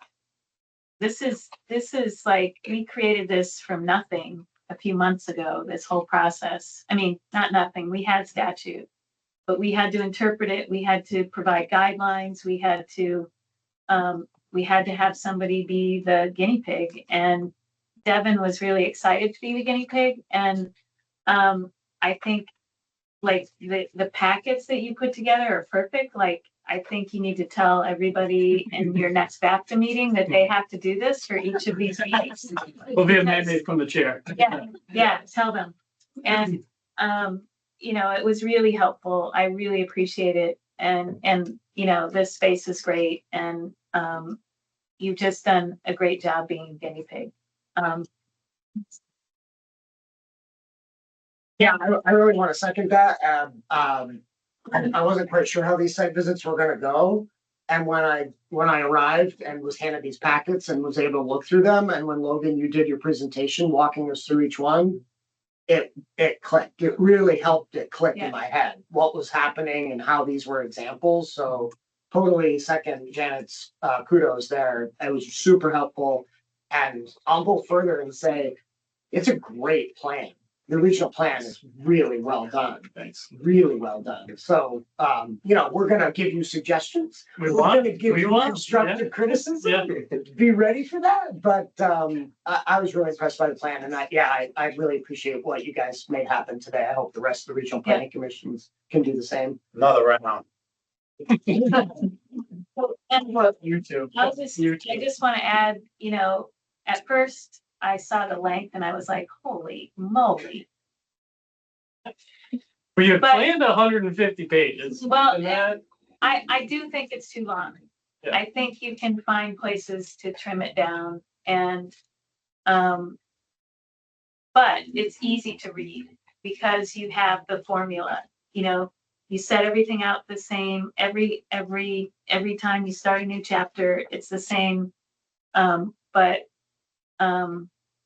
it's something that nobody outside of everybody that's here is going to read because it's too damn big. And so, insofar as we have to think about public engagement and participation in the work that we do, I think you have to think about making it shorter. And I don't know if the board is going to agree with me on that. That's my personal. Now, for a counterbalance to that Yeah. is, I think as I went through the day, one of the things that I had read, because I said, well, wait, so the plan's 427 pages, but where's the engagement and equity? Oh, that's appendices, and that's an extra couple hundred Oh, pages. yeah. However, I was impressed with the length that you went through on the public engagement, just reading through and seeing that, and then hearing from people today, well done. And so I think when you have a plan that is that well informed, it's hard to trim it down because you have your representation of all those voices from the different communities. So that's a little bit of a challenge to try and whittle it down. But I think well done. I'd rather see a plan that is inclusive of community and municipal voices, and you've gone the extra mile to have that public participation. It could possibly do some copying, what have you.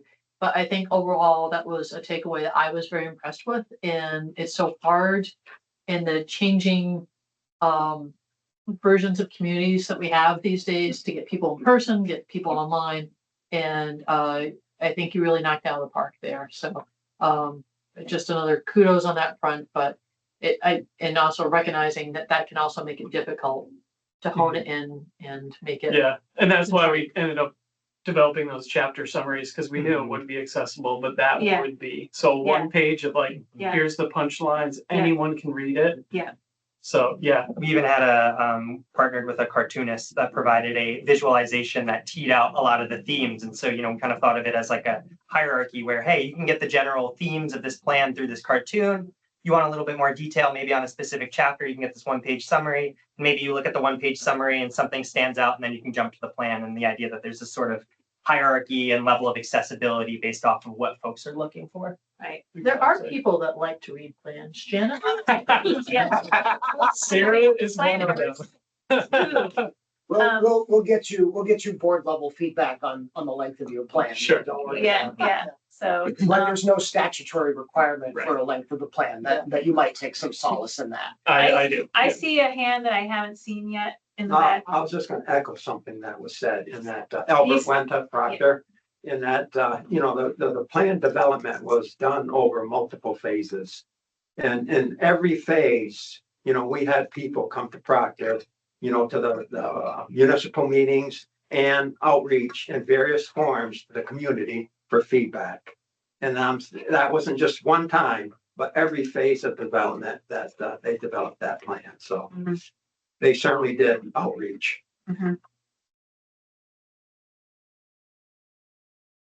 Right. One final comment. I agree with you. Definitely the shorter the better.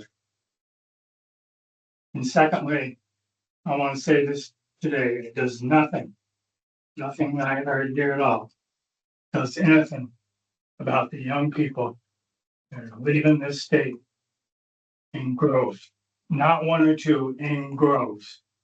There's nothing you heard here today that counters that.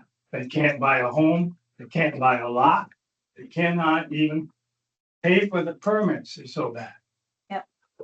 And I think that that's part of what this regional commission has done in this plan is try to address that demographic and those affordability needs. And that's what essentially what the plan is about. Yeah. So, yeah. You have a printed copy of it?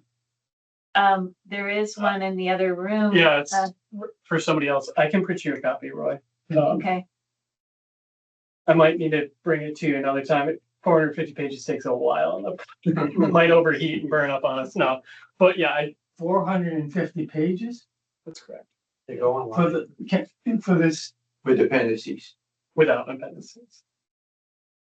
without. Let's move on from there. We're almost done with time to adjourn. Yep, we are. So any last thoughts from you, Brooke, before we sign off? I am also very impressed with the plan, and I think it's going to be a hard act to follow. So congratulations. Thank you, Brooke. Feel better. Thank you. Yeah, we missed you on the bus. It was fun. All right, so we are, as a board, as the delegated board member to coordinate the pre-application review, I'm going to be taking in comments through Wednesday. I did get, I think I got two requests today I got one request for an extension for comments. And I think I'm going to get another one from the CIB, based on what Ben said. Okay. Yep. So I can give up to 10 days extension for written comments upon written request. So I may be taking in comments for another week or so. But I'm going to collate that and try to make some sense of it all and bring it together and put together a response, a written response. I believe that written response will be similar to the comment form in its construction or in its sort of organization, which is also similar to the regional plan review checklist that we produce. So then it will go to the board for consideration at a board meeting, probably November 17th, if I'm remembering that Monday will be the day that we want that to be finalized, because we have to get it to you by the end of that week, which is 21st. Mhm. So that's the end of the 60-day period. So, right. And where is the comments to be addressed to and delivered to? Act250.board @vermont.gov. I'll send a follow-up email to the listserv as well that you're on. Love one. Not for public. Oh, got it. I'll just take comments from the public. So, all right. Any final words from anybody before we consider adjourning this very first pre-application plan review meeting by the Land Use Review Board? Just one procedural, Yes. and that is our board, the Land Use Review Board, is charged with reviewing the regional plan. The Regional Planning Commission is charged with writing it. So we're providing pre-application feedback, but for members of the public or anyone who's listening, you can provide feedback to our board, but the best place to provide feedback is to the Regional Planning Commission through their public process. Exactly. And then they will incorporate that to whatever extent they can in the regional plan. We're sort of sitting apart from that process and making sure it meets statutory requirements. Right. We are Right. not the ones writing the plan. Right. So if your comments are specifically about, you think you read the plan and you think they did not include this required statutory element or something like that, that's important for us to hear. But as a board in our pre-application review, but Alex is right. They are the ones that write the plan. And if you have comments that, are outside of our sort of authority to say, this plan meets statutory requirements, you can provide it to them, or you can provide it to both of us. So, And that email would be plan2026@rutlandrpc.org. Emails don't get flooded. plan 2026 at Rutland. rutlandrpc.org. And that's also on the website, that email that was mentioned earlier, rutlandrpc.org/plan 2026 as well. That's kind of the go-to page for the regional plan, that you'll find that email address and the map and the entire plan and everything. I'll make a motion to adjourn. I'll second. Okay, any discussion on that? See you next week. All those in favor of adjourning, please say aye. Aye. Brooks? Aye. Aye. Okay, it's unanimous. We're adjourned. We're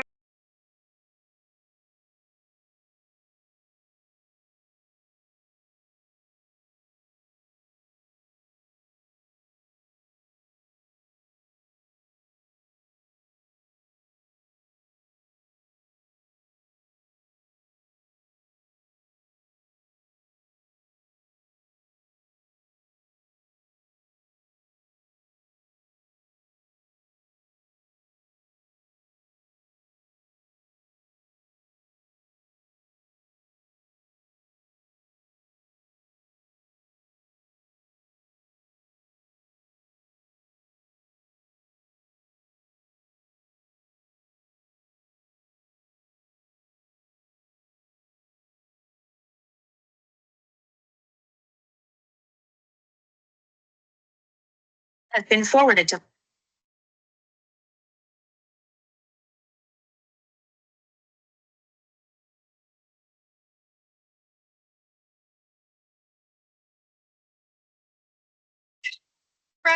Hey, can you get Pete on the phone for me? He was supposed to stop the recording and he left the meeting and I don't have the authority to stop it. Okay, hold on one sec. I'll tell him right now. Thanks.